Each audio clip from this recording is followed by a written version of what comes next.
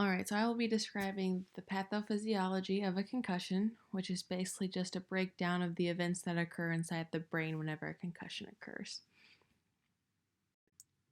So essentially, whenever a concussion occurs, it releases a chain of events that occur inside the brain, which ultimately results in an imbalance of the supply and demand of energy within inside the brain. So upon impact, there's a violent shake on the brain, which is the brain hitting the skull, and this leads to potassium leaving the cells, which when potassium leaves the cells, it increases the demand for energy within the brain. So when potassium leaves the cell, calcium enters the cell, and this leads to a decrease in blood flow within the brain. This decrease in blood flow means that there's an increase in energy demand because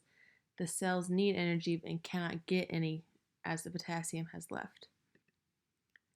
This imbalance of energy leaves the cells and brain in a very vulnerable state and at a high risk for re-injury. This energy imbalance within the brain that leads to a high chance of re-injury may take several days to return to normal, and that is why we remove athletes from play when they are suspected, and that is also why we have a graded return to play protocol, just so that we can make sure that the brain is fully back to how it should be before athletes re-enter into activity.